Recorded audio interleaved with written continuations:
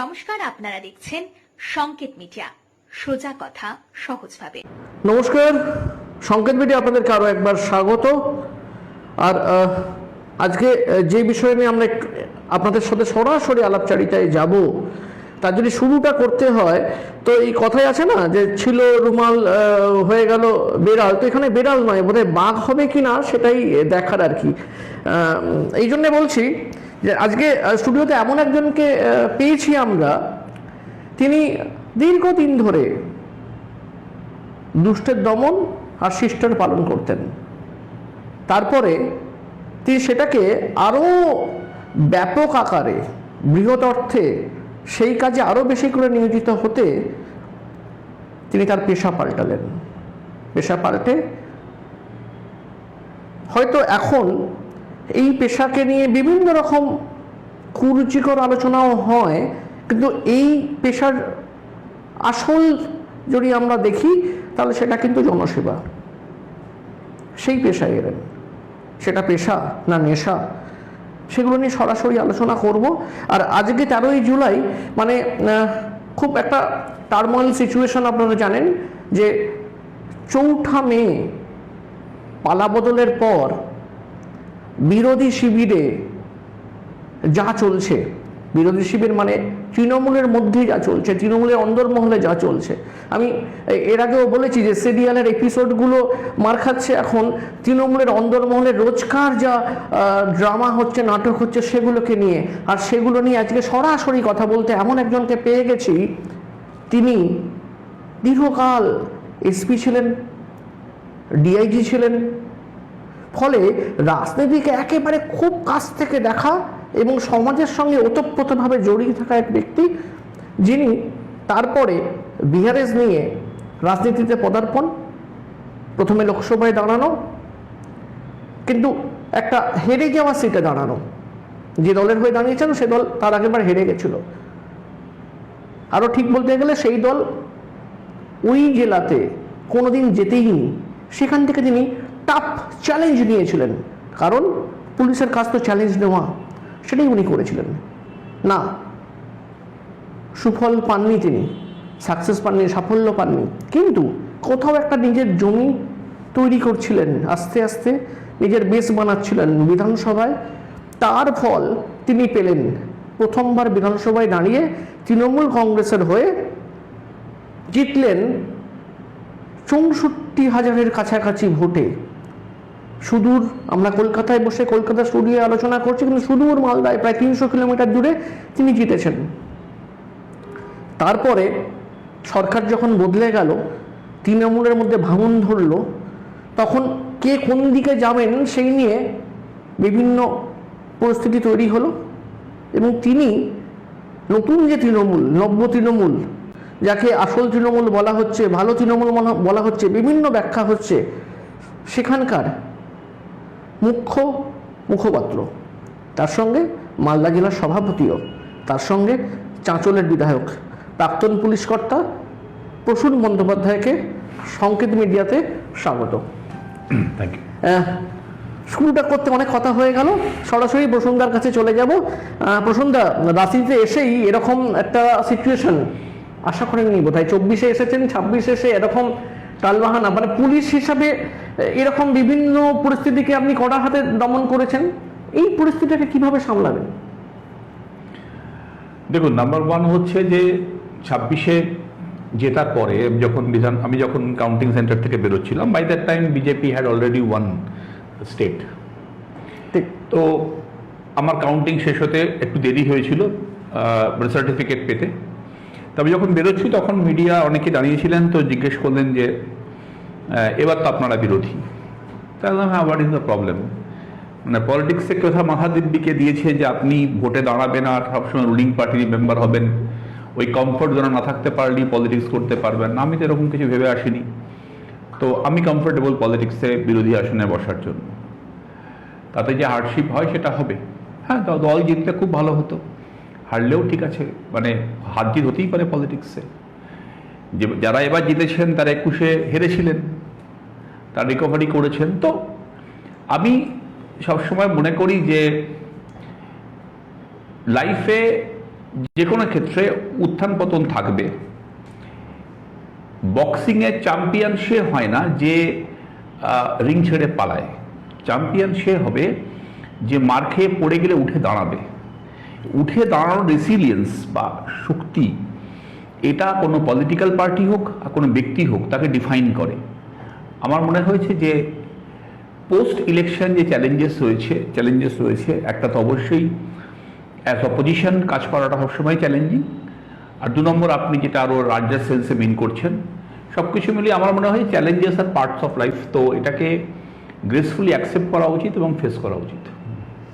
আপনি একটা খুব ইম্পর্টেন্ট কথা বললেন যে বক্সিং রিংয়ে যিনি পড়ে গিয়ে উঠে দাঁড়াবেন তিনি একটা সময় সাকসেস পাবেন। এই প্রেক্ষিতে আমার একটা অন্য কথা মনে পড়লো, মানে প্রথাগত প্রশ্ন থেকে বেরিয়ে গিয়ে বলছি, এই মুহূর্তে রিংয়ের মধ্যে পড়ে আছেন যিনি সবচেয়ে বেশি করে, তার নাম অভিষেক বন্দ্যোপাধ্যায়। মনে হয় উঠে দাঁড়াতে পারবেন? দেখুন, ব্যক্তি নিয়ে আমি খুব বেশি কমেন্ট করি না। আমি শুধু এটুকু বলতে পারি যে দল হিসেবে তৃণমূল কংগ্রেস অরূপ রায়ের নেতৃত্বে একটি শক্তিশালী দল। আমরা সামনের দিকে এগোচ্ছি এবং আগামী দিনে আমাদের অরূপ রায় রয়েছেন, স্টেট প্রেসিডেন্ট বিপ্লব মিত্র রয়েছেন, অপোজিশন লিডার ঋতব্রত বন্দ্যোপাধ্যায় রয়েছেন। তো আমার মনে হয় যে এটাই তৃণমূল কংগ্রেস এই মুহূর্তে। তৃণমূল কংগ্রেসের অসংখ্য কর্মী নেতা বিভিন্ন জায়গাতে রয়েছেন, প্রত্যেকের সম্পর্কে ইন্ডিভিজুয়াল আলোচনা করার কোনো স্কোপ নেই। 4 তারিখের আগে যে তৃণমূলের হয়ে আপনারা লড়াই করেছিলেন তার মাথাতে ছিলেন মমতা বন্দ্যোপাধ্যায় এবং ডেপুটি ছিলেন অভিষেক বন্দ্যোপাধ্যায়। 4 তারিখের পরে পুরো ব্যাপারটা কিরকম চেঞ্জ হয়ে গেছে, এটাকে আপনি কিরকম ভাবে দেখছেন এবং কেন হলো? দেখুন, তৃণমূল কংগ্রেসের হেরে যাওয়ার পিছনে যদি আপনি 10টা কারণ বার করেন, তার মধ্যে সবথেকে গুরুত্বপূর্ণ কারণ হচ্ছে আনব্রিডলড করাপশন হয়েছে ডিস্ট্রিক্ট লেভেলগুলোতে, এবং সেটাকে প্রতিরোধ বা সেটাকে ঠেকানোর কোনো সদিচ্ছা বা কোনো সদর্থক অ্যাকশন পার্টি নিতে পারলো না। আপনাকে আমি একটা চিঠি দেখাই, আপনি দেখুন জিনিসটা কোন লেভেলে পৌঁছেছিল।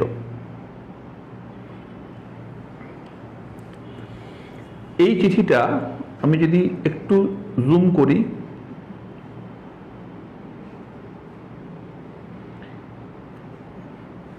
এই চিঠিটা দিয়েছিলেন মালদার দক্ষিণের সাংসদ ঈশা খান চৌধুরী, যার সাথে আমাদের রাজনৈতিক লড়াই আছে। ঠিক, উনি কংগ্রেসের সাংসদ, আমাদের তৃণমূল কংগ্রেসের খুব সুযোগ্য প্রার্থী সায়নাজ আলী রাইহানকে হারিয়ে উনি সাংসদ হয়েছিলেন, ঠিক আছে।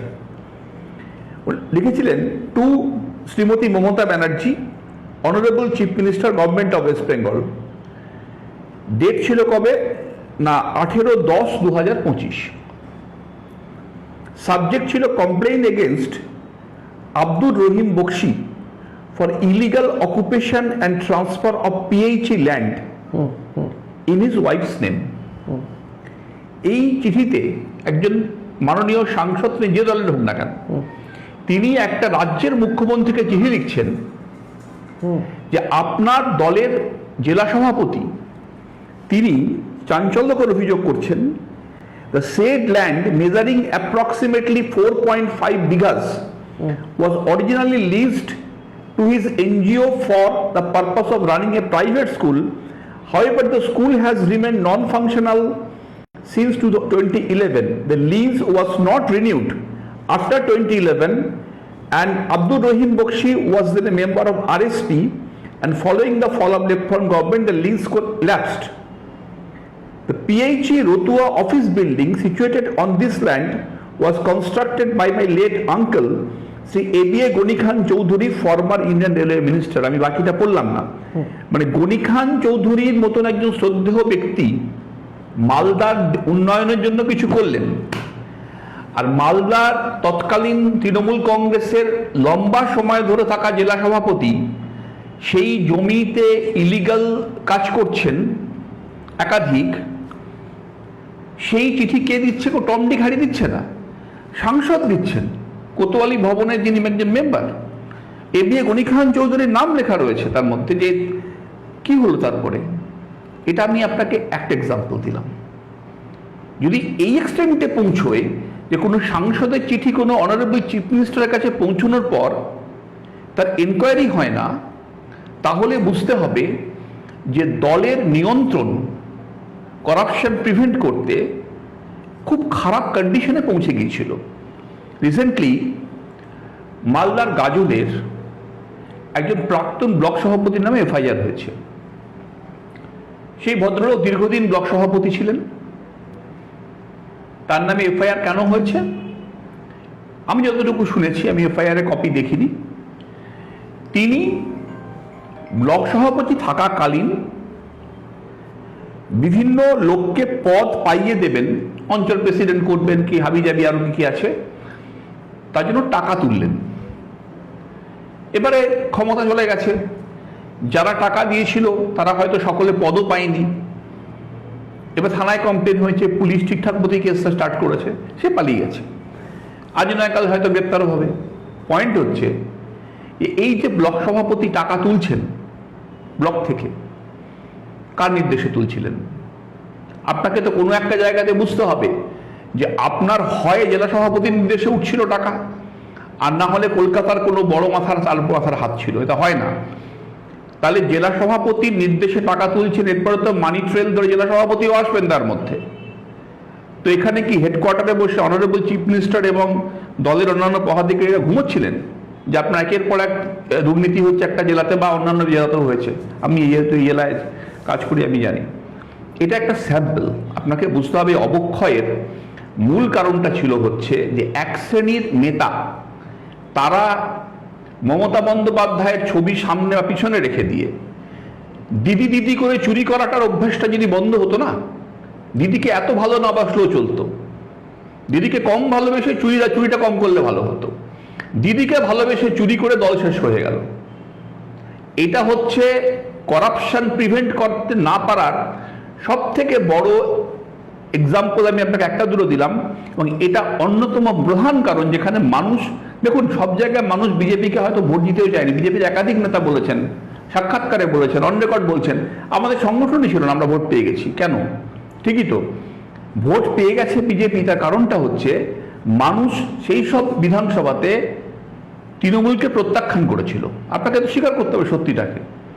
অপশন ছিল বিজেপি, তাই বিজেপি ভোট পেয়েছে। বিজেপি এক্সপেকটেশনের তুলনায় বেশি আসন পেয়েছে, ওদের নেতারাই বলছেন, আমি বলছি না। তাহলে কেন মানুষ রিজেক্ট করলো? আপনার সল্টলেকে ছাত্রছাত্রীরা আন্দোলন করছে। আমি একদিন সল্টলেক দিয়ে আসছি, করুণাময়ীতে দেখি ত্রিপল খাটিয়ে অসংখ্য শিক্ষিত ছেলে মেয়ে শুয়ে আছে। ওরা কি অপরাধ করেছিল? ওরা চাকরি পায়নি। চাকরিতে দুর্নীতি কে করেছে? আপনার আগের শিক্ষামন্ত্রী গ্রেপ্তার হয়েছে, আর পরের শিক্ষামন্ত্রী পালিয়ে পালিয়ে বেড়াচ্ছেন। তখন উনি এখানে ওখানে নানা রকম নাটক ফাটক বক্তব্য রেখে বেড়াচ্ছেন। তা আপনি আপনার শিক্ষামন্ত্রীকে তলব করছেন না কেন? যে তোমার মিসডিডের জন্য এতগুলো বাচ্চা বাচ্চা ছেলে মেয়ে রাস্তায় শুয়ে আছে, আর তুমি কোথায় নাটক সিনেমা করে বেড়াচ্ছ? তোমার লিখিত স্টেটমেন্ট চাই যে দোষটা কার, তোমার না কোনো আইএস অফিসারের না কোনো বিসিএস অফিসারের, জানতে চাই না। তাকে ডিফেন্ড করা হচ্ছে, তারপর পুলিশ লেলিয়ে দেওয়া হচ্ছে, তাদের ফোন ট্যাপিং হচ্ছে। কেন? ওর ফোন ট্যাপ করছে কেন? সন্ত্রাসবাদী নাকি? তা কি বিরাট কাজ করছে পুলিশ তখন, যে কতগুলো ছেলে মেয়ে যারা চাকরির জন্য মানে ঘুরছে, যোগ্য ছেলে মেয়ে, তাদেরকে পুলিশ দিয়ে পিটিয়ে দিলেন, ত্রিপলের নিচে শুয়ে আছে। আর আপনার যারা দুর্নীতি করে চাকরিটা দিল, জেলার এজেন্ট কুন্তল হোক আর বিকাশ ভবনের বড় বড় মাথারা হোক, তারা আপনার পেয়ারের হয়ে গেল। তাহলে মানুষ দেখলো নির্দেশালটা হচ্ছে না, মানুষ ভোটটা দিয়ে দিল। This is the main reason of Trinamool কংগ্রেসের downfall. unbridled corruption, the inability to stop corruption at the top and the district level top. যদি তাই হয়, আমি দুটো পয়েন্টে এক এক করে আসবো। আমি বলবো যে কিছুটা তার মানে এই ব্যর্থতার দায় কিছুটা হলো তাহলে পরোক্ষভাবে আপনার উপরেও আসে। কেন আমার মনে হলো, আমি সল্টলেকে পরে আসবো, আগে মালদায় যাই। মালদা কেন গোটা রাজ্য জুড়ে এরকম প্রচুর কমপ্লেন আমরা দেখতে পাচ্ছি বা জানতে পারছি। মালদার যে চিঠির কথা আপনি আমাকে বললেন এই মাত্র, সেটা তো 25/10 ছিল 2025। তাহলে কোথাও না কোথাও আপনারা বিষয়টা জানতেন, কারণ আপনারা ওখানে একেবারে অ্যাক্টিভ রাজনীতি করেছেন, আপনি মালদা উত্তরের একটা সময় লোকসভার প্রার্থীও ছিলেন, তাহলে আপনি নিশ্চয়ই বিষয়টা জানতেন বাবা কি বলছিলেন। তাহলে আপনারা, আমি ইন্ডিভিজুয়াল আপনার কথা বলছি না, আপনার মতো যারা যারা ছিলেন গোটা পশ্চিমবঙ্গ জুড়ে, যাদের মনে হয়েছে যে এখানে ত্রুটি বিচ্যুতি হয়েছে, আপনারা দলের মধ্যে থেকে কেন সেই সময় বাধা দেননি, প্রতিবাদ করেননি? আপনি বলছি আপনি না, আপনি যেমন চিঠি দেখালেন, আপনি যদি এই চিঠিও আমাকে দেখান এই স্টুডিওতে বসে যে আমিও প্রতিবাদ করেছি, আমি সিএম কে, দেখুন আপনি একটা দলে যখন বিলং করবেন, আপনি দলের সভাপতি হয়ে চিঠি লিখবেন না। না, জেলা সভাপতি আপনি মুখে বলতে পারেন, আপনি মুখে বলতে পারেন কে প্রতিবাদ করলো কে করলো না, দলে থেকে তার দায়িত্ব হচ্ছে প্রতিবাদ করা, না হলে আপনি ভুল করে যেটা যুক্তি না। আপনি আগে বেসিক জায়গাতে আসুন যে করাপশন হয়েছে, ডিস্ট্রিক্ট প্রেসিডেন্ট করাপশন করেছেন রুলিং পার্টির, মুখ্যমন্ত্রীকে জানানো হচ্ছে, মুখ্যমন্ত্রীর অন্য কারোর ফিডব্যাক লাগবে কেন? কে প্রসূন ব্যানার্জিকে, তাজমুল হোসেনকে, সাবিনা ইয়াসমিন লাগবে কেন? মুখ্যমন্ত্রীর কাছে এটা সাফিসিয়েন্ট ছিল না টু আনার দ্য ট্রুথ? কেন অন্যকে বলতে হবে? কেন অন্যকে বলতে হবে যে আপনি দেখুন? কেন মুখ্যমন্ত্রীর জন্য কোন এমপি চিঠি সাফিসিয়েন্ট নয়? কারোর বলার প্রয়োজন ছিল না। মুখ্যমন্ত্রী should have acted on this. মানে এই মুহূর্তে আপনারা দায় নিচ্ছেন না? কোনো প্রশ্নই আসে না। আমি তো বলে দিয়েছি পরিষ্কার, তদন্ত কমিটি বসাবো। আজ উত্তরবঙ্গ সংবাদ দেখে নেবেন আপনি। আমি যে তদন্ত কমিটি বসাবো, এবং শুধু এটা নয়, মুখ্যমন্ত্রী কি করেছেন, আমাদের আগের মুখ্যমন্ত্রী আমাদের পাড়া আমাদের সমাধান করেছিলেন। ঠিক, আমাদের পাড়া আমাদের সমাধানে 10 লক্ষ টাকা করে অ্যালটমেন্ট হয়েছিল। আপনি মালদায় আসুন তো আপনার পুরো টিম নিয়ে, আপনার 140+ গ্রাম পঞ্চায়েত আছে, আপনার প্রতি বুথ আছে, বুথের সংখ্যা তো প্রায় মানে প্রচুর, মানে উত্তর মালদাতেই 1900 সামথিং বুথ আছে, ওদিকে ওরকম কাছাকাছি হবে। এত সংখ্যক বুথে আপনি ঘুরে 10 লক্ষ দিয়ে গুণ করুন কত টাকা হয়, কত কোটি টাকা, 1500 কোটি টাকা হয়। যদি কাজ হয়েছে কিনা সেটা দেখার দায়িত্ব কার ছিল? দেখার দায়িত্ব ছিল জেলা প্রশাসনের, আর প্রশাসনের হেড হিসেবে অবশ্যই তদানীন্তন মুখ্যমন্ত্রীর। কোথায় দেখা হলো? পুকুর চুরি হলো, ওখানে মানুষ পরিষেবা পেল না, ভোটের বাক্সে রিফ্লেকশন ঘটলো, কার দায়িত্ব ছিল? কেন অন্যকে বলতে হবে? দায়িত্ব দিয়েছেন নাকি মুখ্যমন্ত্রী? আমাকে আমি জেলা সভাপতি ছিলাম না, আমি এমপি ছিলাম, জেলা সভাপতি করে রাখবো আপনাকে, আর দায়িত্ব হচ্ছে আপনার স্টাফের। আপনার ভুল ধরা কেন? না, জেলা সভাপতি যদি অন্যায় করে তাহলে দেখার জন্য ওপরে কি ঘাস কাটছিল রাজ্য সভাপতিরা? তৃণমূল ভবনে বসে বসে এত নোট নিচ্ছিলেন, জয়প্রকাশ মজুমদার কি করছিলেন? বসে বসে ঘাস কাটছিলেন। এতই তো পেয়ার ছিল রহিম বক্সির সঙ্গে, জিজ্ঞেস করুন না। এসব নেক্সাস, এই নেক্সাসের জন্যই তৃণমূলটা এরকম অবস্থায় গেছে। এই নেক্সাসটা ভাঙাই হচ্ছে আমাদের প্রধান কাজ। আমি পরিষ্কার করে বিশ্বাস করি, আমার সাথে আমাদের প্রেজেন্ট যে ডিসপেন্সেশনের অনেকের সঙ্গে কথা হয়, আমাদের মূল কাজটাই হচ্ছে করাপশনটাকে এক্সপোজ করে দাও। ঠিক, যারা এটা করেছে, তুমি কাঠ খেলে আমলা হাঁকবে, এখানে কোনো সমস্যা নেই ভাই। তুমি যা করেছো তার দায়ভার তোমাকে নিতে হবে, কোন টম ডিক অ্যান্ড হ্যারি নেবে না। আর যে চিঠি যাদের দায়িত্ব ছিল এটা দেখার, রাজ্য সভাপতি, তার পারিষদ বর্গ, মাননীয় মুখ্যমন্ত্রী, তার দপ্তর, তার ভিজিলেন্স কমিশন, তার অ্যান্টি করাপশন ব্যুরো, কি হলো তাহলে সেখানে? এটাই হচ্ছে আসল জায়গা, যার কারণে তৃণমূল কংগ্রেসের অবস্থা হয়েছে। Malda is a glaring example, যেখানে দুর্নীতি। আমি তো বলছি, আপনি মিলিয়ে নেবেন আমার কথা। এই যে বলা হচ্ছে যে কলকাতা থেকে টাকা কোনো ক্যারিবিয়ান দ্বীপপুঞ্জে পর্যন্ত লিঙ্ক পাওয়া যাচ্ছে, আপনি মালদার কিছু নেতা আছে, তাদের ইনভেস্টমেন্ট বাংলাদেশে আছে, আপনি মিলিয়ে নেবেন। ইডি তদন্ত এটা করবে এবং ইসিআইআর লঞ্চড হবে, এবং মালদার নেতাদের প্রপার্টি বাংলাদেশে, এবং বলে দিচ্ছে আমি নির্দিষ্ট করে, নাম এখন বলবো না, হসপিটাল বাংলাদেশে আছে, মালদার নেতাদের টাকায় বাংলাদেশ হসপিটাল তৈরি হয়েছে। আমি দায়িত্ব নিয়ে বলছি, ইডি ইনভেস্টিগেশন করুক, আমরা ফুল কোঅপারেশন করব। আনাট করতে বাংলাদেশের কোথাও আছে, ল্যাট রং পর্যন্ত আমরা দিয়ে দেবো। আমি বলছি যে একদম যেগুলো বলছেন একদম ঠিক, এবং সেগুলো আমরা রোজ দেখতে পাচ্ছি একটার পর একটা। এটা এখন দেখেননি বাংলাদেশটা, দেখবেন এরপরে চাঞ্চল্যকর জিনিস আসছে। বাংলাদেশের অভ্যন্তরে মালদার নেতার সুবিশাল হেলথ সেন্টার, আপনি ইমাজিন করতে পারেন যে মানে মালদায় করতে পারে, পশ্চিমবঙ্গে করতে পারে, ভারতবর্ষের কোথাও করতে পারে বুঝলাম, হাওলার মাধ্যমে টাকা বাংলাদেশে পাচার করে বাংলাদেশে হেলথ সেন্টার হয়েছে বসে মালদার লোকের, মালদার নেতার, বড় নেতা। ইডি তদন্ত করলেই বুঝতে পারবেন যে মালদার এই নেতারা নেটওয়ার্ক কোন পর্যন্ত নিয়ে গেছে হাওলার টাকার, জানতো না। আপনি কার কথা বলছেন? কৃষ্ণেন্দ্রবাবুর কথা? আমি কারোর নাম বলবো না, কারণ এটা ইনভেস্টিগেশন হবে। আমার পয়েন্ট হচ্ছে স্বরাষ্ট্র দপ্তর কি করছিল, আপনার আইবি কি করছিল, তার হেড কে, পুলিশ মন্ত্রী কে ছিলেন? মমতা বন্দ্যোপাধ্যায় ছিলেন। তো অ্যাকশন নিলেন না কেন? জানতেন না যে ওখানে টাকা পাচার হয়ে বাংলাদেশে যাচ্ছে? এত ইন্টেল, এত কিছু, এত আইবি, এত বড় বড় সব লোকজন সানগ্লাস করে ঘুরে বেড়াচ্ছিল, তো পাওয়ার পয়েন্ট প্রেজেন্টেশন কোথায়? এটা জানা গেল না। বাচ্চা বাচ্চা লোক জানে মালদার, যান ঘুরে বেড়ান, 3টে জায়গার নাম বলছি, তারা আপনাকে ল্যাটলং দিয়ে দেবে, জন্য বিশেষজ্ঞ হওয়ার দরকার নেই। তো নবান্ন বুঝতে পারলো না, তদানীন্তন মুখ্যমন্ত্রী বুঝতে পারলেন না, তো যা হওয়ার হলো, কি করবেন আপনি? না, যদি আমি একটা অন্য প্রশ্ন করি, যে তাহলে যখন আপনি এটা বুঝতেই পারছিলেন 23শে এপ্রিলের আগে আপনারা আলাদা হয়ে গেলেন না কেন? যে এত দুর্নীতি আছে, আমরা ল্যাটারাল আর একটা তৃণমূল বা হোয়াট এভার যেটা আপনারা কোন করছেন। 23 এপ্রিল? 23শে এপ্রিল প্রথম ভোট, আমি বলছি তার আগে, মানে ভোটের আগে আপনারা যেটা করছেন সেটা রেজাল্টের পরে। দেখুন, এটা তো হচ্ছে যে এই অভিযোগগুলো আপনি তো অনেক এখন, দিনের।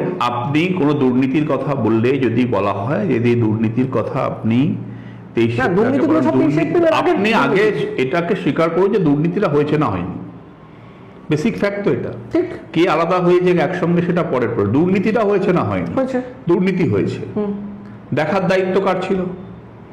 দেখার দায়িত্ব ছিল দলের, যারা দলের রাজ্য সভাপতি কেন করা হয়? ঘাস কাটার জন্য তো করা হয় না।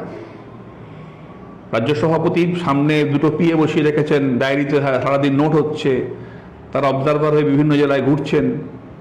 তো যারা বড় বড় পদে ছিল, অবজারভার ছিল বিভিন্ন জেলার, পরে উঠে গেছিল অবজারভার পদটা, আনঅফিসিয়াল অবজারভার ছিলেন জয়প্রকাশ মজুমদার বিভিন্ন জেলার, তারা কি করছিলেন? তাহলে দেখার দায়িত্ব যাদের দিয়েছিলেন দলের, তাদের জিজ্ঞাসা করা উচিত, আর গভর্নমেন্টে যাদের দায়িত্ব ছিল দেখার, তাদের জানা উচিত। এটা প্রত্যেক কর্মী, প্রত্যেক নেতা এটা বলবে না। তাহলে প্রত্যেককে আপনি করুন, দলের চেয়ারপারসন করে দিন। যদি প্রত্যেকে ক্যাপ্টেন হয়, তাহলে captain should step down first. সেটা তো হয় না। তাই ক্যাপ্টেন যদি আপনি হন, তাহলে আপনাকে শোল্ডার করতে হবে, you have to own up responsibility. যুদ্ধে যদি আপনি সেনাপতি হন, হারলে আপনাকে বলতে হবে যে আমার দায়িত্ব ছিল। এটাই হচ্ছে বীরত্ব। ঠিক, হারার পর অন্য কারো ঘরে দোষ চাপিয়ে লাভ নেই। ঠিক ঠিক একই রকম ভাবে বলছি যে ভোটে রেজাল্ট বেরোনোর পর, দল হেরে যাওয়ার পর, এই যে বিভাগ, যেটা নিয়ে এখন গোটা রাজ্য জুড়ে একটা কথা উঠছে যে বেঈমান, গাদ্দার, এগুলো তো শুনতে হচ্ছে। হ্যাঁ, যারা জিতেছেন এবং সরে গেছেন, এটা তো শুনতে হতো না যদি আগে। আমি বলছি 23শে এপ্রিলকে মনোনয়ন জমার সময় যদি একটা আলাদা প্যারালাল একটা দল তৈরি হতো, রাজনৈতিক পরিপ্রেক্ষিত, রাজনৈতিক সম্ভাবনা, তাহলে ওটা আরো ক্লিন হতো নাকি, আর একটু ক্লিয়ার হতো নাকি? শুনুন, রাজনৈতিক পরিপ্রেক্ষিত রাজনৈতিক সম্ভাবনা জন্ম দেয়, সম্ভাবনা বাস্তবায়ন হয়। একসময় 1984 সালে কংগ্রেস কাউকে টিকিট দিয়েছিল যাদবপুর থেকে, পরে যুব কংগ্রেসের সর্বভারতীয় সভাপতিও তাকে করা হয়, রাজীব গান্ধী করেছিলেন, সভানেত্রী করা হয়েছিল যুব কংগ্রেস। ঠিক, কংগ্রেস ভাঙাও হয়েছিল সেখান থেকে, তারাই কংগ্রেস ভেঙে দিয়েছিলেন, কেউ তাকে গদ্দার বলেনি। পরবর্তীকালে অটল বিহারী বাজপেয়ীর হাত ধরে তারা মন্ত্রিসভাতেও গিয়েছিলেন, তারা গদ্দার হবেন না। তারপরে কংগ্রেসের সাহায্য নিয়ে আবার 2011-তে সরকারও হয়েছিল, তারপরে কংগ্রেসের মন্ত্রী মনোজ চক্রবর্তী এবং আদেরকে বার করে দেওয়া হয়েছিল।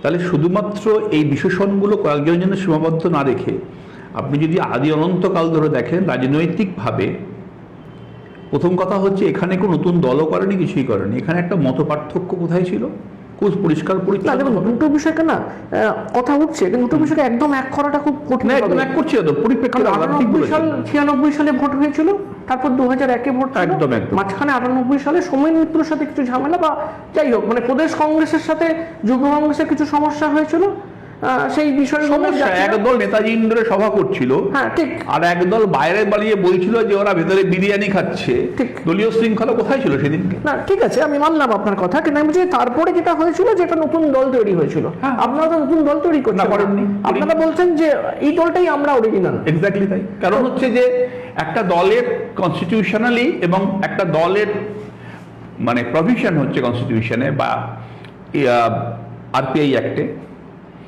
সিম্বল অ্যাক্টেও, দুটো জিনিস আপনার লাগবে। একটা হচ্ছে লেজিসলেটিভ মেজরিটি। এই মুহূর্তে ধরুন সাংসদরা নেই, তার এনসিপিআইতে গেছেন, তাহলে তৃণমূল কংগ্রেসের সে অর্থে সেরকম সাংসদ নেইও, যা ছিল তারা বিজেপি দিয়ে হয়ে গেছেন। তাহলে লেজিসলেটিভ বলতে বিধায়ক, এবং যে ন্যাশনাল ওয়ার্কিং কমিটি তৈরি হয়েছিল কলকাতা সেশনে, সেখানে কিন্তু একদম নির্বাচিত জনপ্রতিনিধি এবং অন্যান্য যারা লিডার্স, জনপ্রতিনিধি নয়, কাউন্সিলর কলকাতা আসানসোলের, তারা সংখ্যাগরিষ্ঠ সিদ্ধান্ত হলো। আর একটা জায়গাতে একটা ডেমোক্রেসি থাকবে না, থাকবে না। আপনার একটা দল তো একটা ডেমোক্রেটিক প্রসেস, আপনি মানবেন। ঠিক, একটা দলে সংখ্যাগরিষ্ঠ মানুষ চাইছে যে এক্স নয় ওয়াই হোক, অসুবিধাটা কোথায়? মানে একজন যদি মনে করেন আপনিই হবেন বা আমিই হব, সেটা থেকে এটা কি ডিজায়ারেবল নয়? যে যদি বেশি সংখ্যা, ডেমোক্রেসি গেম অফ নাম্বার, বেশি সংখ্যা থাকলে আপনি সরকার গঠন করেন, বেশি সংখ্যা থাকলে আপনি ভোটে যেতেন। ঠিক, বেশি সংখ্যক যখন নির্বাচিত প্রতিনিধি চাইছেন না যে একজন হোক, তাকেই চাপিয়ে দেওয়া হচ্ছে, এটা তো ডেমোক্রেসি নয়। দলের ইন্টারনাল ডেমোক্রেসি থাকতে হবে। গণতন্ত্র করছি, রাস্তায় গণতন্ত্র নেই বলছি, কিন্তু আপনাদের তো কোনো এমপি নেই, পার্লামেন্টে তো আপনাদের কেউ নেই। না, আমাদের কাছে কোনো এমপি নেই। সেটা তো ওই তৃণমূলের হাতে অল্প হলেও আছে। কিছু এমপি আছেন পার্লামেন্টে, তৃণমূল কংগ্রেসের এমপি, তারা ওই না এই, এটা আমি বলতে পারবো না। তারা তৃণমূল কংগ্রেসের এমপি। আচ্ছা, আমি জাস্ট জানতে, মানে আমার কিউরিয়াসিটি থেকে জিজ্ঞেস করছি যে ধরুন আপনারা এতজন মানুষ যদি একটা নতুন দল তৈরি করতেন, তাহলে কি কোথাও অসুবিধে হতো যে একটা নতুন দল, নতুন প্রতীক, আমরা এই দলটাকেই আমাদের দল হিসাবে দেখাতে হবে? সেটা কি মূলত এই ফান্ডিং এর জন্য, নাকি মানুষের পালসটাকে ধরবার জন্য বা ইমোশনটাকে নেওয়ার জন্য? মানে what is the basic reason behind it, যে আমরা ওই তৃণমূলটাই আমরা নতুন দল তৈরি করলাম না? মানে ইন্দিরা গান্ধী নতুন কংগ্রেস তৈরি করেছিলেন, আমরা জানি। শরদ পাওয়ার তিনি এনসিপি তৈরি করেছেন কংগ্রেস ভেঙে, মমতা বন্দ্যোপাধ্যায় কংগ্রেস থেকে বেরিয়ে তৃণমূল কংগ্রেস করেছিলেন। কিন্তু আপনারা, তারা বলছেন যে না, আমরাই মূল তৃণমূল গঠন করেছেন তিনি মূল তৃণমূল এখন আর নেই। এইটা কেন? পয়েন্টটা হচ্ছে, ধরুন আপনারা বাড়িতে 4 জন ভাই বোন আছেন, এবার আপনার একজন সাপোর্ট স্টাফ রয়েছে, একজন স্টাফ রয়েছেন, বা কোনো একটা সিদ্ধান্তর ক্ষেত্রে আপনার 4 ভাই বোনের মধ্যে 3 ভাই বোন চাইছেন যে আপনারা একটা সিদ্ধান্ত নিন, আর আপনি একা চাইছেন সিদ্ধান্তটা না নিন। তার মানে তো এটা নয় যে 3 ভাই বোনের বাড়ির ওপরে হক কমে যাবে, তারা তো এই বাড়িরই বাসিন্দা। ঠিক, আপনাকে তাদের সঙ্গে আসতে হবে, আপনাকে মেজরিটির সাথে গলা মেলাতে হবে, কারণ এখানে majority is democracy, majority must be granted democracy. Churchill বলেছিলেন যে democracy may not be the best system on earth, but unfortunately no better system could be devised. যতক্ষণ না ডেমোক্রেসি থেকে ভালো কিছু আপনি পাচ্ছেন, ডেমোক্রেসিকে আপনি মানতেই হবে। তাহলে আমরা ভেরি মাচ তৃণমূল কংগ্রেস, আমরা তৃণমূল কংগ্রেসের ফ্যামিলি, আমরা সংখ্যাগরিষ্ঠ, আমরা মনে করছি যে এক্স এলওপি হবে, ওয়াই চিফ হুইপ হবেন, এরা ডেপুটি লিডার হবেন, সেটা মানতে বাকিদের আপত্তিটা কোথায়? যারা সংখ্যাতে কম আছেন সো কল্ড, তারা কেন মেনে নিচ্ছেন না যে হ্যাঁ তোমরা যারা সংখ্যাগরিষ্ঠ বলছো চলো ঠিক আছে ডান? তাহলে তো কোনো সমস্যা ছিল না। আপনি এটা বলছেন, এটা নিয়ে আমার একটা প্রশ্ন জাগলো। শোভনদেব চট্টোপাধ্যায়কে বিরোধী দলনেতা করার কথা প্রথমে বলা হয়েছিল, ঠিক। আপনি দুর্নীতির কথা বললেন, শোভনদেব চট্টোপাধ্যায়ের বিরুদ্ধে এখন অব্দি কোনো দুর্নীতির অভিযোগ নেই। আমি শুনিনি, আমি জানি না। এবং বিধানসভাতে শুভেন্দু অধিকারীও সেটা বলেছেন যে ওনাকে নিয়ে আমরা কিছু বলতে পারিনি কখনো। হ্যাঁ, তো সেই মানুষটাকে আপনারা বিরোধী দলনেতা হিসেবে মানতে পারলেন না। আপনারা যারা তৃণমূল কংগ্রেস করেন, আপনি যেমন অন্য প্রফেশন থেকে তৃণমূলে সরাসরি এসেছেন, অন্য একজন দল থেকে আসা, অন্য দল থেকে বের করে দেওয়া একজনকে, অন্য দল থেকে সাসপেন্ড হওয়া একজন, তাকে আপনারা মাথার উপরে বসিয়ে নিলেন। শোভনদেব চট্টোপাধ্যায়ের থেকে কি তিনি বেশি ভালো, বেশি এফিশিয়েন্ট? দেখুন, পয়েন্টটা হচ্ছে যে আমি ব্যক্তিগতভাবে শোভন চট্টোপাধ্যায় যার নাম বললেন, আপনি বলেছেন তার বিরুদ্ধে কোনো রকম দুর্নীতির অভিযোগ নেই, আমি এটা নিয়ে কোনো কমেন্ট করছি না। শোভনবাবুর রাজনৈতিক জীবন সত্যিই লম্বা, আর আমি খুব বেশি ওনাকে কাছ থেকে জানিও না, চিনিও না, মানে জানতামও না। আমি সত্যি শুনিনি ওনার সম্পর্কে কোনো সেরকম, আমি না জেনে না শুনে শুধুমাত্র কাস্ট অ্যাসপারশন করে, এটা আমার খুব নিম্নরুচিত মনে হয়। আমার একটা অন্য প্রশ্ন আছে, প্রশ্নটা হচ্ছে যে যদি সচিন তেন্ডুলকর এখনো খেলতেন তাহলে আপনি কি ওকে এখনো ইন্ডিয়াতে T20-তে খেলাবেন? সচিন গ্রেট ব্যাটসম্যান ছিলেন, কিন্তু he is past his prime. এই মুহূর্তে আপনার জয়সওয়াল লাগবে, গিল লাগবে, এই মুহূর্তে আপনার লাগবে হচ্ছে আপডেটেড ভার্সন অফ অপোজিশন। আপনি অপোজ করতে, অপোজিশনের ফরম্যাট পাল্টে গেছে। ওয়েদে নেমে কাগজ ছুঁড়বো, তুই তুকারি করে খিস্তি করব, এই অপোজিশন বাংলার মানুষ আর নেবে না, কোনোদিনই নেবে না। এখন অপোজিশন হতে গেলে আপনাকে শার্প হতে হবে, আপনার পড়াশোনা থাকতে হবে, আপনাকে পয়েন্ট টু পয়েন্ট শক্তিশালী সরকার, 207-এর সরকার, তাকে মোকাবিলা করার জন্য শক্তিশালী অপোজিশন লাগবে। এখানে অভিজ্ঞতা নিশ্চয়ই একটা গুরুত্বপূর্ণ বিষয়, ইমেজ নিশ্চয়ই গুরুত্বপূর্ণ বিষয়, কিন্তু সবথেকে গুরুত্বপূর্ণ বিষয় হচ্ছে এবিলিটি টু কাউন্টার। আপনাকে ফ্লোরে দাঁড়িয়ে আপনার সেই টিম লাগবে, যে টিম একা এলওপি নন, এলওপি চিফ হুইপ সহ আপনার পুরো একটা টিম লাগবে, যে টিম এরকম শক্তিশালী সরকারকে ডেমোক্রেটিক পদ্ধতিতে ওয়েলের কাগজ ছুড়বে না, অসভ্যতা করবে না, সভ্যভাবে বুঝিয়ে দেবে যে বিরোধিতা কাকে বলে। সেটা কি হতো আপনার মনে হয়? সেই ঝাঁজ কি থাকতো বিধানসভায়? বিধানসভার মধ্যে তো আপনি ঝাঁজ দেখতে পাচ্ছেন। আমাদের গুন্ডা দমন বিল নিয়েই বলুন, যে বিল নিয়ে বলুন, যখন ডিবেট হচ্ছে তখন কিন্তু we are matching fire with fire. আমরা কিন্তু সেখানে কোথাও পিছিয়ে থাকছি না। যে কোনো ডিবেটে বলুন আপনার, সরকার পক্ষ যেরকম তার যুক্তি দেখাচ্ছে, বাজেট থেকে শুরু করে এ পর্যন্ত আমরাও কিন্তু we are matching fire with fire. সুতরাং বিধানসভায় বিরোধী হতে গেলে শুধুমাত্র বয়স ফ্যাক্টর হওয়া উচিত নয়। আমি অলওয়েজ মনে করি বয়স নিশ্চয়ই গুরুত্বপূর্ণ, কিন্তু তার সাথে একই সাথে গুরুত্বপূর্ণ হচ্ছে এবিলিটি টু পারফর্ম। তাহলে তো কালীঘাটে যে মিটিংটা হয়েছিল, যেখানে শোভনদেব চট্টোপাধ্যায়ের নাম উঠে এসেছিল, সেখানেই তো আপনারা প্রতিবাদ করতে পারতেন, অন্য কারোর নাম আপনারা বলতে পারতেন। সেখানে তো কোনো রেজলিউশনের কোনো, there was no hint of a resolution. আপনি কিসের প্রতিবাদ করবেন? আপনি জানলে তো কিছু বলবেন। আপনার কাছে তো সেটা রিভিল করা হয়নি সেই সময়, যে আপনি কিসের মিটিং অ্যাটেন্ড করছেন, কেন করছেন। আমি এর বেশি বলবো না, ব্যাপারটা ইনভেস্টিগেশনে রয়েছে সিআইডির। আমি এটুকু বলতে পারি যে আপনি জানলে তো কিছু বলবেন। আপনি তো জানেনই না আপনি কি জন্য এসেছেন এখানে। আপনি বসে আছেন, you are suppose to listen, আপনি শোনার জন্য এসেছেন, তো শুনেছি, সবাই শুনেছে, আপনি বেরিয়ে গেছেন। আর কি করবেন? আপনার কিছু করার নেই তো। আপনি মাত্র বললেন যে আমরা ঝাঁজ দেখতে চাই বিরোধী হিসেবে। আমার তো এতক্ষণ ধরে আপনার সাথে কথা বলে যেটা মনে হলো, এবং আমি ব্যক্তিগতভাবে যতটা জানি, ঋতব্রত বন্দ্যোপাধ্যায় থেকে তো আপনি বোধহয় অনেক বেশি এফিশিয়েন্ট ছিলেন।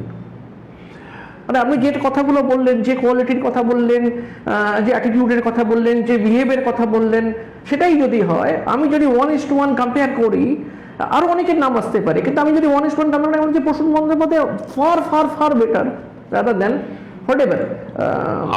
আপনি খুব স্মার্ট জার্নালিস্ট। আপনি একটা মোক্ষম চাল দিয়েছেন, যাতে এমন কিছু আপনি মানে এক্সপেক্ট করছেন সামথিং, যেটা জিনিসটাকে স্পাইস আপ করতে পারে। আমি অলওয়েজ মনে করি যে আমাদের 65 জন বিধায়ক যে দায়িত্ব যাকে তুলে দিয়েছেন, he is the best person. আমাকেও দায়িত্ব দেওয়া হয়েছে, I am the chief post person. I am happy with that. আমার দায়িত্ব সেটা ভালো করে করা, মালদা ডিস্ট্রিক্ট প্রেসিডেন্টের কাজটা ভালো করে করা, স্টেট প্রেসিডেন্ট এবং বাকি যারা আছেন এলওপি চিফ হুইপ, তারা খুব ভালো কাজ করছেন তাদের অনুযায়ী। তারা দে আর ফার বেটার দ্যান মি। কিন্তু আমার একটা খুব সাংঘাতিক প্রশ্ন আছে। এই যে আপনারা 65 জনের কথা বলছেন, আমার একটা বারে বারে কনফিউশন তৈরি হয় যে বাকি 64 জন এবং যিনি বিরোধী দলনেতা এই মুহূর্তে হয়েছেন, এই 64 জন কতদিন তাকে মাথায় রাখতে পারবেন? তিনি তো তৃণমূলেরই নয়, তিনি তো বামফ্রন্ট থেকে এসেছেন, বামফ্রন্ট থেকে ঘাট ধাক্কা খেয়েছেন, এবং সেখানে বিরাট অভিযোগ ছিল। এমনকি আপনি দক্ষিণ দিনাজপুরের এসপি ছিলেন একটা সময়। আমি জানি না এক্স্যাক্টলি বলতে পারবো না যে আপনার সময় কিনা জানি না, ঋতব্রত বাবুর বিরুদ্ধে যে ধর্ষণের কেসটা সেটা ওই সময় ফাইল হয়েছিল কিনা আমার এক্স্যাক্টলি ডেটটা মনে পড়ছে না। তো এইরকম একজন ব্যক্তি, মানে আপনি বললেন ঝাঁজের কথা, আপনি বললেন ভদ্রতার কথা, আপনি ব্যবহারের কথা বললেন, ঋতব্রত বন্দ্যোপাধ্যায়ের বিরুদ্ধে যে অভিযোগ আছে, যে ভিডিওগুলো আমরা আলোচনা করতে পারবো না এই ক্যামেরার সামনে, সেইগুলো থেকে ঋতব্রত বন্দ্যোপাধ্যায় বিরোধী দলের হিসেবে আপনি সেটাকে মানছেন, কারণ আপনাকে মানতে হবে, আপনি এই মুহূর্তে দলের মুখ্য মুখপাত্র। আর বাকি 64 জনের মধ্যে কেউ ভালো ছিলেন না। দেখুন, মমতা বন্দ্যোপাধ্যায়কে পছন্দ না হতে পারে, অভিষেক বন্দ্যোপাধ্যায়কে পছন্দ না হতে পারে, মমতা বন্দ্যোপাধ্যায় সম্পর্কে তো আমি অন্য কোনো, আপনি দুর্নীতির কথা বলেছেন, দুর্নীতি মমতা বন্দ্যোপাধ্যায়কে নিয়ে বলেন, আমি বলেছি যে ওনার দায়িত্বের মধ্যে পড়তো এটা 100% সুপ্রিমো হিসাবে এটাকে প্রিভেন্ট করার, এফেক্টিভ মেজার নেওয়ার।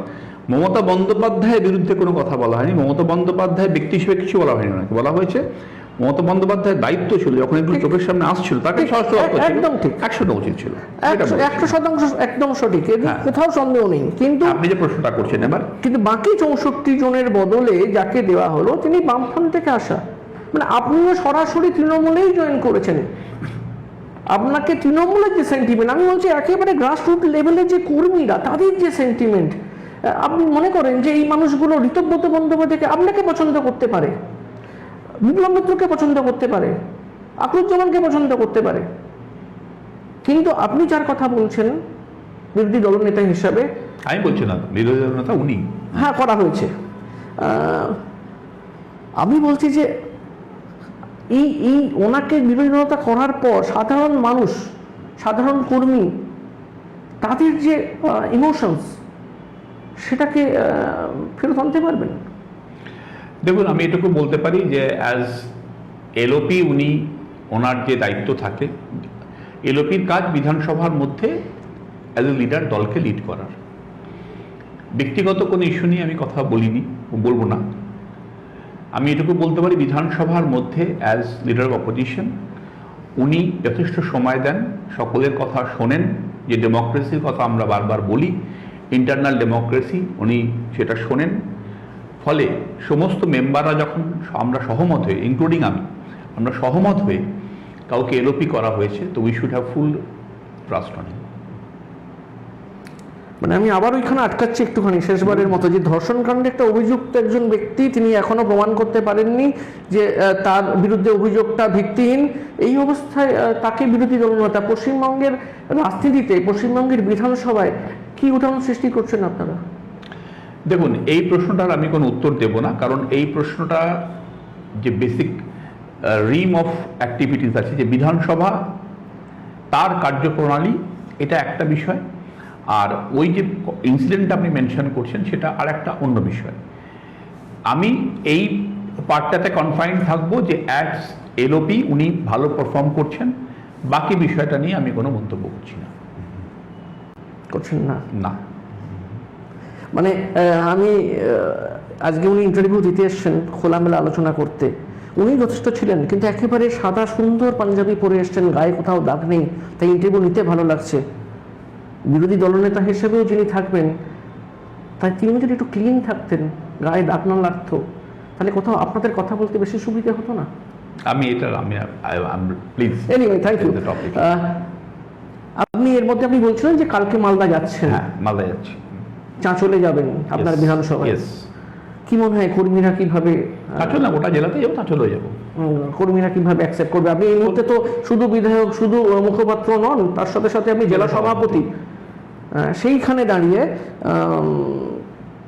কতটা কঠিন হবে বা কতটা সহজ হবে এই লড়াই? মালদা পলিটিক্যাল ডাইনামিক্স পশ্চিমবঙ্গের অন্য সব জেলার থেকে আলাদা, কিছুটা মুর্শিদাবাদের সাথে মেলে। 4টে দল একসাথে। হ্যাঁ, মালদা একমাত্র জেলা যেখানে বিজেপি, তৃণমূল কংগ্রেস, এর পাশাপাশি কংগ্রেস যথেষ্ট শক্তিশালী, বামফ্রন্টও ওখানে যথেষ্ট শক্তিশালী, শক্তিশালী, অন্যান্য দলও আছে। মালদাতে সব রকম পলিটিক্যাল পার্টি আছে। মালদার অ্যাডভান্টেজ হচ্ছে যে পলিটিক্যাল সৌহার্দ্য ওখানে বজায় থাকে। আপনি মালদাতে পলিটিক্যাল ভায়োলেন্স পাবেন না। আমি যে ওখানে কাজ করেছি অ্যাডমিনিস্ট্রেশনে, যারা পরবর্তীকালে করে চাই গেছে, মালদাতে সব হতে পারে, কিন্তু মালদায় রাজনৈতিক খুনোখুনি হয় না। কারণ মালদাতে একটা পলিটিক্যাল সৌহার্দ্য বজায় থাকে, কোনো মানে রক্তারক্তই বলছি না, মানে ওই আকচাকচিটাই মালদাতে হয় না, কিন্তু মালদাতে ইন্টেন্স পলিটিক্যাল ব্যাটল হবে। বিরোধী স্পেসটা নেওয়ার মূল হকদার আমরা। আমার মূল কাজ জেলা সভাপতি হিসাবে সেই বিরোধী স্পেসটাকে 100% অকুপাই করা, যাতে সেখানে কংগ্রেস, সিপিএম বা অন্য কোনো পার্টি, সেখানে আমরা তো শাসক নই, ওখানে আমাদের কোনো ইস্যু নেই, শাসকের কাজ করুক। বিরোধী স্পেসে আমাদের কম্পিটিশন এখানে না হতে পারে, মালদায় কম্পিটিশন থাকবে। সেই কম্পিটিশনে আমাদের কাজ, আমার এবং আমাদের পুরো টিম, আজকে আমি মাননীয় বিধায়ক সমর মুখার্জি, সাবেরা ইয়াসমিন, তাজমুল হোসেন, আমরা বসেছিলাম একসাথে, বসে আমরা এমএলএ হোস্টেলে গতকাল বসেছি, আজকেও বসেছি, আগামীকাল সবাই, আজকে ওনারা ফিরে গেছেন, আগামীকাল আমি আর সাবিনাদি ফিরছি। আমাদের রণকৌশল তৈরি, আমরা জানি কি করতে হবে। মালদার মাটি আমরা চিনি, আমরা প্রত্যেকেই মালদাতে দীর্ঘ কাজের অভিজ্ঞতা আছে, কারো রাজনৈতিক, কারো প্রশাসনিক, কারো দুটোই।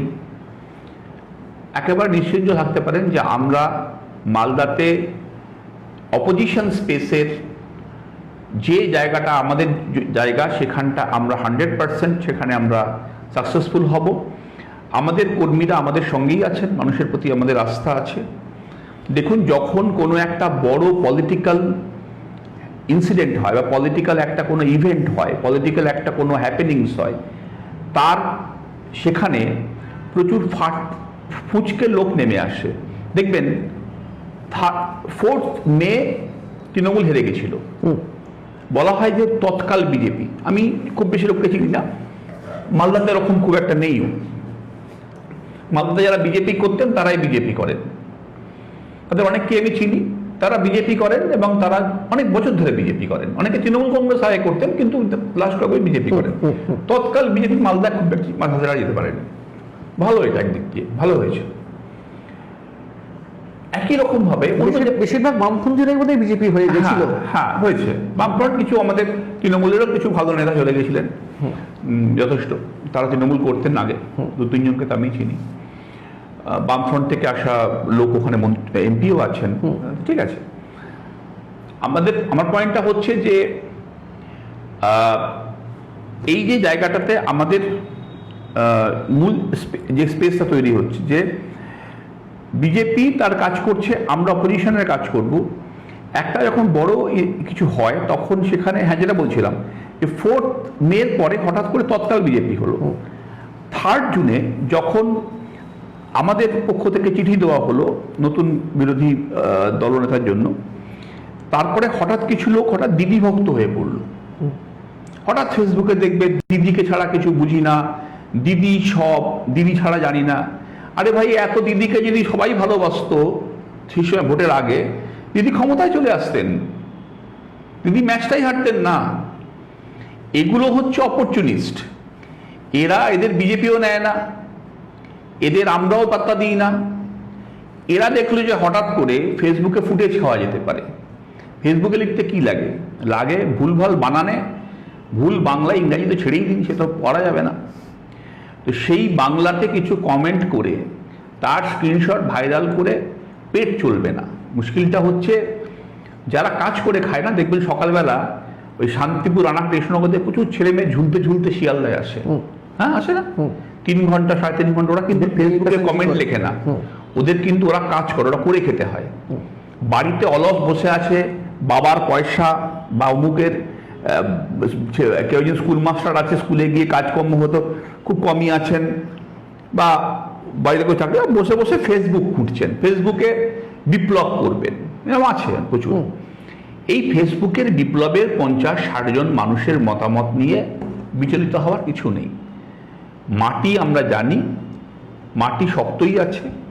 গতকালও মালদা থেকে প্রচুর কর্মীরা এসেছিলেন, নেতৃত্ব এসেছিলেন, পঞ্চায়েত সমিতি সহসভাপতি থেকে শুরু করে জেলা পরিষদ, পঞ্চায়েতের কর্মাধ্যক্ষ, বিভিন্ন অঞ্চল থেকে এসেছিলেন। এমএলএ হোস্টেলে আমি ছিলাম, সাবিনা ইয়াসমিন ছিলেন, অনেকেই ছিলেন।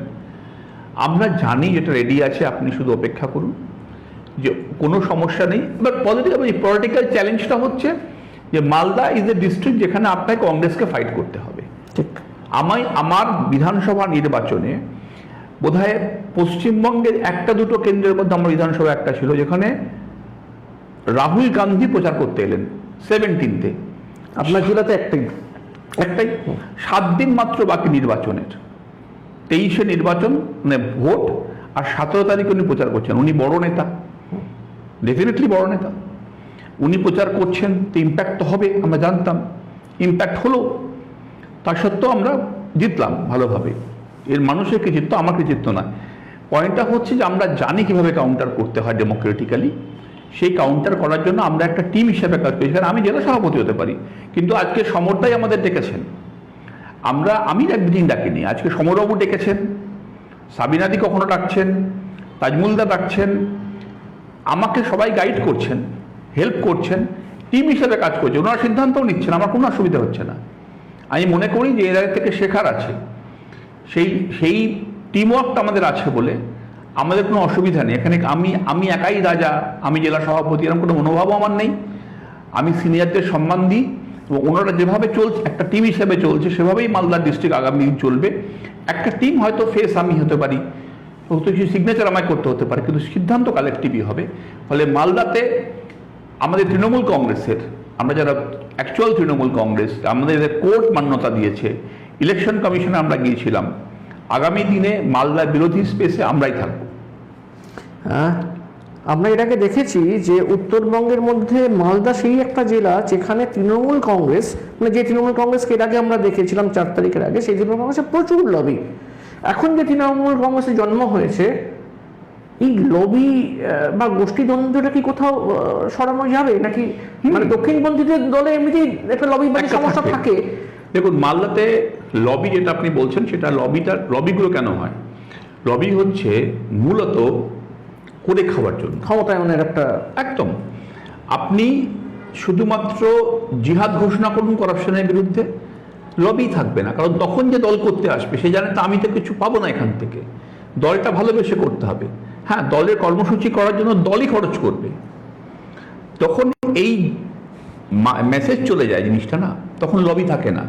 লবি হচ্ছে, মনে রাখবেন, লবির মূল কারণই হচ্ছে যখন জেলা সভাপতি এরকম থাকবেন, ব্লক সভাপতি এরকম থাকবেন যে ভাই তোমাকে ব্লক সভাপতি করবো এটার বিনিময়ে, পঞ্চায়েতের টিকিট দেবো এত এর বিনিময়ে, তখন হবে লবি। লবি করে টিকিট পেতে হবে, দিতে হবে, নিতে হবে। আপনি এগুলো বন্ধ করে দিন, দেখবেন একটাই দল থাকবে, তখন লবি থাকবে না, তখন অত খেয়ে থাকবে না। সবাই জানে যে ভাই ঠিক আছে, যে যোগ্য সেই পাবে। আমাদের এই সিস্টেমে লবি থাকবেও না, কারণ এই সিস্টেমের আমরা প্রথমেই বলেছি যে মেসেজ একটাই, সেটা হচ্ছে যে একেবারে জিরো টলারেন্স অন করাপশন। মালদাতে এই কালচারটা বন্ধ করা হবে, এবং যারা এটা গত 5 বছর তৃণমূল কংগ্রেসের পক্ষ, অন্য দলের দায়িত্ব নিতে পারবো না, দলীয় পর্যায়ে তদন্ত হবে, এবং মাননীয় বিপ্লব মিত্রর কাছে, মাননীয় অরূপ রায়ের কাছে এর পূর্ণাঙ্গ রিপোর্ট পেশ করা হবে। কারণ অনেকে হতে পারেন এখনো দলে রয়ে গেছেন, তাকে বার করে দিতে হবে, ওই সিস্টেমে রাখা যাবে না ওভাবে। রিপোর্টেই পাঠাবো, পূর্ণাঙ্গ তদন্ত, নিরপেক্ষ তদন্ত হবে। তদন্ত করে অরূপ রায় সাহেবকে আর বিপ্লব মিত্র স্যারকে আমরা রিপোর্ট পাঠাবো, বাকি বিবেচনার ভার উচ্চতর নেতৃত্বের, রিপোর্ট পাঠিয়ে দেওয়া হবে। মানে এই যা কথা উনি বলছেন, এটা যদি আলটিমেটলি ভবিষ্যতে করা যায়, তাহলে কোথাও বোধহয় রাজনীতিটা একটু অন্য খাতে বইতে শুরু করবে। আদতে কি হবে সেটা তো সময়ে বলবে, আমরা সময়ের দিকে খেয়াল রাখবো। তবে মালদাতে কিন্তু মূলত ভোটটা দক্ষিণপন্থীরাই সামনে রাখেন। বিজেপিকে যদি বাদ দিই, তাহলে দক্ষিণপন্থী ভোট কাদের হাতে থাকবে? আদি তৃণমূলের কি হবে জানি না এই মুহূর্তে, কিন্তু একদিকে কংগ্রেস, ঈশা খান চৌধুরী ওখানকার এমপি, বরকতদা, মানে এখনো মালদা বলতে বরকতদার একটা ইমেজ আছে, আপনি মানবেন বা মানবেন না, অবশ্যই মানব, সেই বরকতদার কংগ্রেস। অন্যদিকে এই নতুন তৃণমূল, এই লড়াইয়ে অ্যাকচুয়াল তৃণমূল, উনি বলছেন অ্যাকচুয়াল তৃণমূল, ইসিআই এখনো জানায়নি কিছু, আমরা বলেছে। যদি ধরে নিই যে এটাই অ্যাকচুয়াল তৃণমূল, তাহলে তাদের হাতে থাকবে না কংগ্রেসের হাতে থাকবে, বা কি সেই অস্ত্র হবে যেখান থেকে প্রধান বিরোধী আপনারা হতে পারবেন? আমি এটাই বললাম যে প্রতিপক্ষকে সম্মান দেওয়া এক জিনিস, আর লড়াইয়ের ময়দানে চোয়াল শক্ত রাখা এক জিনিস।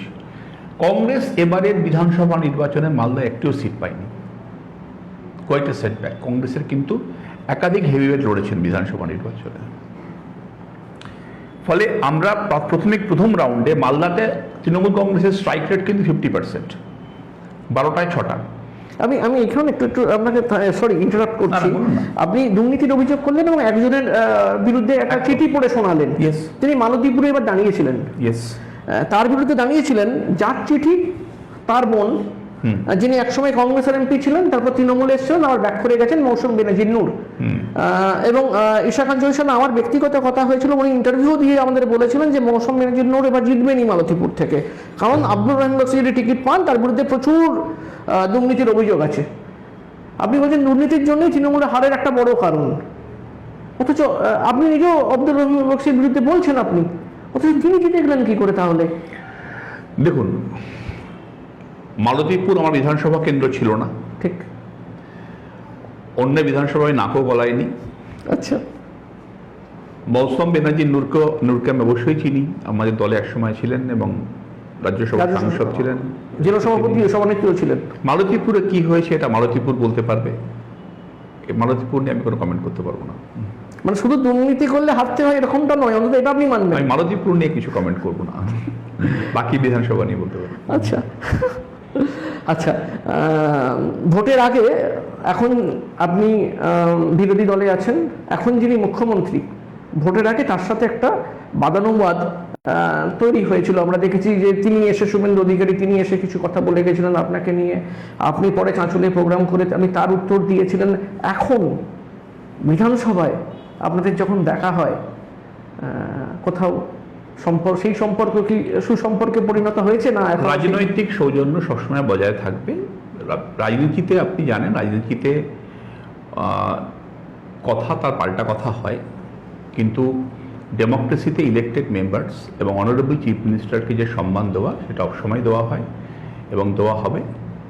আমাদের দিক থেকে বা আমার দিক থেকে ব্যক্তিগতভাবে মাননীয় মুখ্যমন্ত্রীর প্রতি শ্রদ্ধা অবশ্যই আছে, এবং এখনো পর্যন্ত যেটুকু ইন্টারাকশন, অল্প ইন্টারাকশনের সুযোগ হয় অফকোর্স, সেখানে পারস্পরিক সৌহার্দ্য বজায় থেকেছে। কোনো একটা টক শোতে দেখছিলাম যে কুণালবাবু আপনি একসাথে আপনারা মঞ্চ শেয়ার করছিলেন আর কি, সেখানে কুণালবাবু আপনাকে সামনে রেখে এই নতুন তৃণমূল, যেটাকে আপনি বলছেন আসল তৃণমূল, তাদেরকে নিয়ে আপনাকে সামনে বসিয়ে অনেক কথা বলেছিলেন, বেঈমান, গাদ্দার ইত্যাদি ইত্যাদি কথাবার্তা বলেছিলেন। দেখুন, সেটা একটা টক শো ছিল এবং ক্লিশে হয়ে যাওয়া শব্দবন্ধের উপরে আমি কমেন্ট করি না। পয়েন্টটা হচ্ছে যে যিনি বলছেন, আমি নর্মালি নাম ধরে বলিও না, যিনি বলছেন তার অ্যাক্টিভিটি সম্পর্কে, তার সম্পর্কে অলরেডি কয়েকদিন আগে প্রেস কনফারেন্স করে আমার দলনেতা বলেছেন। আমার মনে হয় ওনার সম্পর্কে the lesser said the better, যত কম বলবেন তত ভালো। ওকে, আমরা একদম শেষের দিকে চলে এসেছি। মমতা বন্দ্যোপাধ্যায় যদি আপনাদেরকে, মানে ধরুন আপনাকে ব্যক্তিগতভাবে ফোন করে ডাকেন, ফেরত যাবেন? প্রথম থেকে একটা জিনিস বলা হচ্ছে যে এটা হচ্ছে as a collective against the individual cult, যেটা আমাদের এলওপি বলেন। সোজা কথায় আমরা একটা টিম, আমরা যে সিদ্ধান্ত নিয়েছি টিম হিসেবে নিয়েছি।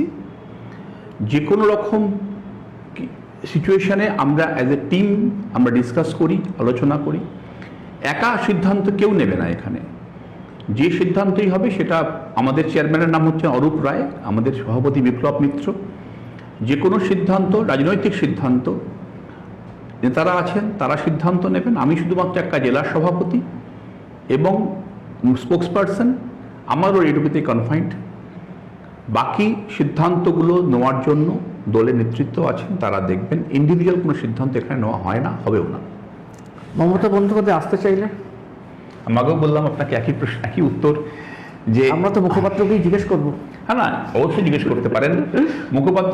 মুখপাত্র অবশ্যই যে কোনো বিষয়ে কথা বলবেন, কিন্তু পয়েন্টটা হচ্ছে যে আপনি যেটা বললেন সেটার প্রপার, এই যে পলিসি, দলের যে একটা পলিটিক্যাল পলিসি থাকে, সেই পলিসিটাতে ন্যাশনাল ওয়ার্কিং কমিটি সিদ্ধান্ত নেয়। ঠিকই, ন্যাশনাল ওয়ার্কিং কমিটি যদি আপনি যেটা বললেন হাইপোথেটিক্যালি, ন্যাশনাল ওয়ার্কিং কমিটি বসবে, ন্যাশনাল ওয়ার্কিং কমিটি ডেলিবারেট করবে, ন্যাশনাল ওয়ার্কিং কমিটি যে সিদ্ধান্ত নেবে সেটা ফাইনাল, কোনো অসুবিধা নেই। অভিষেক বন্দ্যোপাধ্যায়কে নিয়ে একই বক্তব্য। যে কোনো মানুষ, আমি কারোর নাম বলছি না, যে কোনো মানুষের ক্ষেত্রে, যে কোনো রাজনৈতিক কর্মীর ক্ষেত্রে ন্যাশনাল ওয়ার্কিং কমিটিকে এম্পাওয়ার করা আছে বা তাদের কাছে সেই পাওয়ার আছে তারাই একমাত্র সিদ্ধান্ত নিতে পারে কাউকে নেওয়া বা না নেওয়ার বিষয়ে বা কারোর বিষয়ে কোনো সিদ্ধান্ত নেওয়ার বিষয়ে। আপনারা দুর্নীতিমুক্ত তৃণমূল তৈরি করতে চাইছেন। একদম। ফিরহাদ হাকিম, অরূপ বিশ্বাস, আমি নামগুলো দীর্ঘায়িত করতে চাই না, আপনি বলছেন এরা দুর্নীতিমুক্ত। এটা নিয়ে আমি কোনো কমেন্ট করছি না এই মুহূর্তে। আচ্ছা, আপনারা উত্তরগুলো বুঝতে পারছেন। আমি একদম শেষ প্রশ্নে চলে আসবো প্রায়।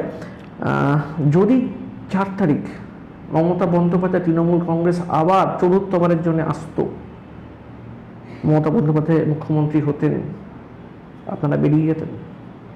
দেখুন, হাইপোথেটিক্যাল কোনো মানে বিষয়ের উপর দাঁড়িয়ে কথা বলা খুবই ডিফিকাল্ট। ঠিক, যে যদি এটা হতো তাহলে কি হতো। তবে এটা ঠিক যে আমার মনে হয় যে যদি ফলাফল যাই হোক না কেন, দলের ইন্টারনাল ডেমোক্রেসি নিয়ে কিন্তু শব্দ উঠতই। সেটা হয়তো একটু বেশি চোখে পড়ছে দলের পরাজয়ের পরে।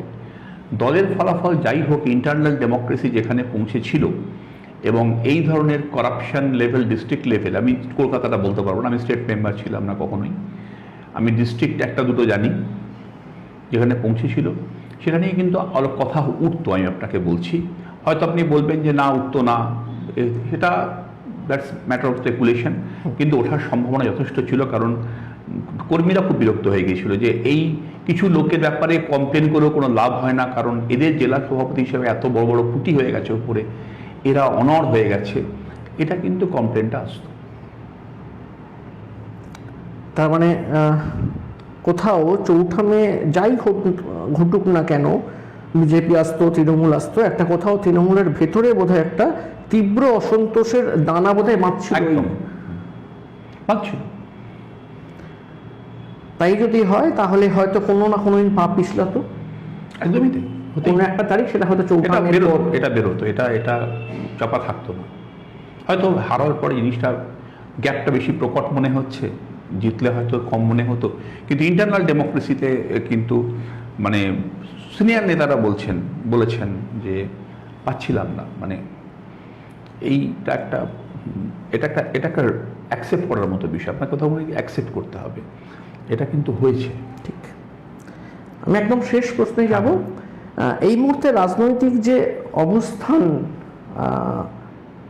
পশ্চিমবঙ্গে, সেটা যদি আমরা দেখি তাহলে একটা মজাদার পরিস্থিতি এই জন্য, রাজ্যের যিনি মুখ্যমন্ত্রী, মানে বিজেপি শাসিত রাজ্য, তার মুখ্যমন্ত্রী প্রাক্তন তৃণমূলী, আর বিরোধী দলনেতা মানে তৃণমূল এখন বিরোধী দল, তার দলনেতা প্রাক্তন বামফ্রন্ট।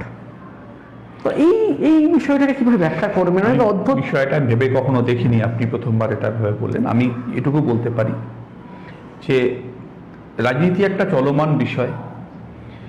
একজন ব্যক্তির রাজনৈতিক প্রবাহ, আজ এই কথা হচ্ছিল মৌসম নূর একটা সময় কংগ্রেসের বিধায়ক ছিলেন, সাংসদ ছিলেন, আমাদের দলে এসে সাংসদ হয়েছেন, আবার কংগ্রেসে গিয়ে ভোটে লড়েছেন।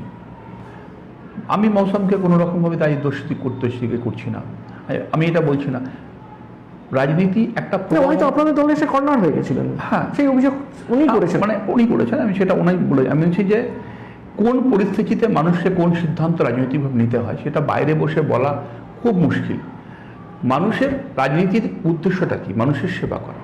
মানুষ যদি মনে করে যে আমি এক্স বা ওয়াই কোনো ফরম্যাটে গিয়ে বা কোনো জায়গায় গিয়ে মানুষের জন্য কাজ করতে পারবো, তার ব্যক্তির এই সিদ্ধান্ত নেওয়ার স্বাধীনতা আছে, আমি তাকে রেসপেক্ট করি। ঠিক। সুতরাং যদি কেউ মানে যে কোনো পলিটিক্যাল প্ল্যাটফর্ম থেকে আসুন, যেখানে আসুন, আলটিমেটলি মানুষের জন্য যদি কাজ করেন না, তাহলে আমার তার নীতিটা খুব বড়। আমার মনে হয় যে না, আপনি যদি দেখেন যে কোনো জায়গাতে আপনার সেই নীতি আপনাকে মানুষের কাজ করতে বাধা দিচ্ছে, আপনার কাছে প্রায়োরিটি কি? সেই নীতিকে আঁকড়ে থাকা না মানুষের কাজ করা। আপনি তো পলিটিক্স এসেছেন মানুষের জন্য কাজ করতে, ঠিক। আপনাকে তখন যদি বাধ্য হন তাহলে হতে পারে সেই জিনিসটা খুব কমন হয় না, কিন্তু তো হতেই পারে, মানে ইটস নট। এবং এটাকে রেসপেক্টও করা উচিত ডেমোক্রেসিতে। আপনাকে সুভাষচন্দ্র বসু তো বেরিয়ে এলেন কংগ্রেস থেকে, ফরওয়ার্ড ব্লক করেছিলেন, তো সুভাষচন্দ্র বসুকে ডিসরেসপেক্ট করবেন না? করবেন না। মেলেনি মতে বেরিয়ে এসেছেন, অন্য দল করেছেন, হোয়াট এভার। হ্যাঁ, কিন্তু আমি বলছি একদম দলের মাথাতে গিয়ে বসেছেন যে দুজন, তারা একদম উল্টো দল থেকে এসেছেন, এটাই বলতে চাইছি। মানে দক্ষিণপন্থী দলের মাথাতে বামপন্থী এবং বিজেপির মাথাতে তৃণমূলী, এইটা বলছি। এটা খুব অদ্ভুত একটা আশ্চর্যের কিন্তু ঘটনা। ঠিক আছে, মানে আমি আবার বললাম যে পলিটিক্সে ব্যক্তি স্বাধীনতা তার মত এবং পথ চুজ করার থাকে, সেটাকে মানুষের যদি কাজ তিনি করেন তাকে রেসপেক্ট করা উচিত। অনেক ধন্যবাদ। Thank you. এতক্ষণ কথা বলে দিলাম, অনেকক্ষণ একেবারে খোলামেলা আলোচনা হলো। এবং প্রসূনবাবু দুধে পুলিশ অফিসার ছিলেন আমরা জানতাম, আমরা বিভিন্ন সময় তার সাথে কাজ করেছি উত্তরের জেলাগুলোতে, এবং একেবারে হতে পারে 2024 থেকে মাত্র 2 বছরের মানে রাজনীতিবিদ হিসেবে নবীন হলেও খুব সাংঘাতিক সুন্দরভাবে তিনি কিন্তু অনেকগুলো বাউন্সারকে সামলেছেন, প্রয়োজনে ডাক করেছেন, প্রয়োজনে এগিয়ে গিয়ে স্টেপ আউট করে 6 মেরেছেন। দেখার মতো, মানে এই ব্যাটিংটাও কিন্তু দেখার মতো। উনি সচিন তেন্ডুলকরের কথা বললেন, প্রসূন বন্দ্যোপাধ্যায়ের যে ব্যাটিং এই স্টুডিওতে দেখলাম সেটাও কিন্তু কোথাও কম কথা নয়। ওনার জন্য শুভেচ্ছা থাকলো যে নতুন তৃণমূলের, মানে ওনার কথায় আসল তৃণমূলের মুখপাত্র হিসাবে তার প্রতি শুভেচ্ছা রইল। আশা করব মালদায় তৃণমূলটাকে বাঁচিয়ে রাখবেন আরো ভালো করে, লবি গোষ্ঠী যাতে করে সরে যায়, দুর্নীতিমুক্ত থাকবে, দুর্নীতিমুক্ত। হ্যাঁ, এটাও খুব ইম্পর্টেন্ট, আসল ইম্পর্টেন্ট তো এটাই, দুর্নীতিমুক্ত হবে। এবং আমি চাইবো সংকেত মিডিয়ার পক্ষ থেকে এবং ব্যক্তিগত স্তর থেকেও যে প্রসূনবাবু যেন রাজনৈতিক জীবনটা দীর্ঘায়িত এবং সাফল্যের সঙ্গে দুর্নীতিমুক্ত হিসাবেই শেষ দিন অবধি থাকে। ভালো থাকবেন। ভালো থাকবেন, thank you. Subscribe our channel. Press the bell icon.